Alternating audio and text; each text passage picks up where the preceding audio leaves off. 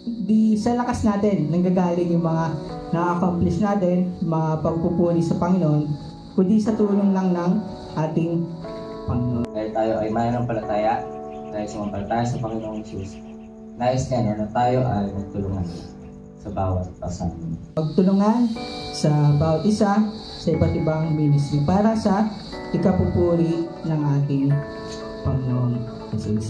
Ang ating hangarin sa ating paglilingkod sa bawat ministry na meron tayo is mapaglingkuran ng ating Panginoong Jesus.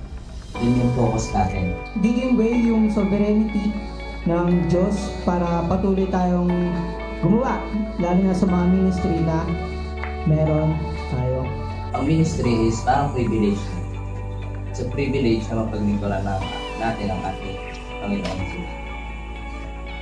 Kaya gamitin natin yung privilege na yun. Sa Kanya tayo mag-focus at maging mag-ingat din tayo sa ating pamumuhay.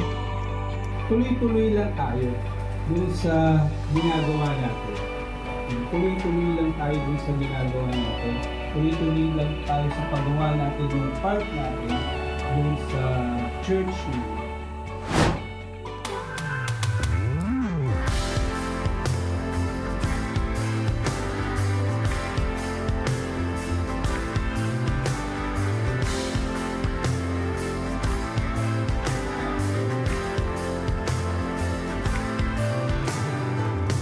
Sa sigaw ng alon di mangangamba, sa gitna ng dilim di ako mag-isa. Hindi matatakot, hindi matitinag, pagkat ikaw, O Diyos, ang aking pag-asa. Wala nang hahanapin pa, pagkat, O Diyos,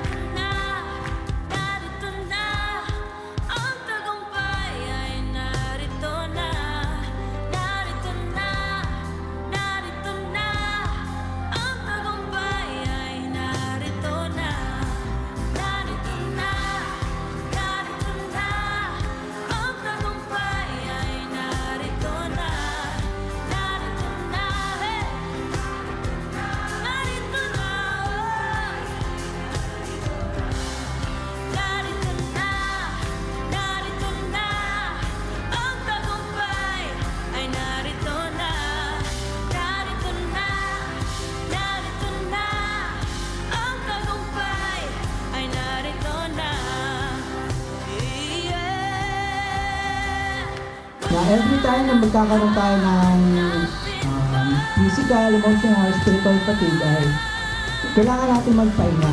Kailangan natin lumapit sa ating Panginoon. Hindi, lagi mo nire-remind yung sarili mo sa diskusyon. Lagi mo nire-remind na ito yung bagay na kung ito sa Panginoon, ito yung bagay na nakagit.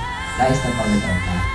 May nagbibilig, may nagtatanim, pero ang nagpapalabuhay ay dagdagan pa natin yung paggawa ng best. Dagdagan pa natin yung paggawa natin ng best para sa gawain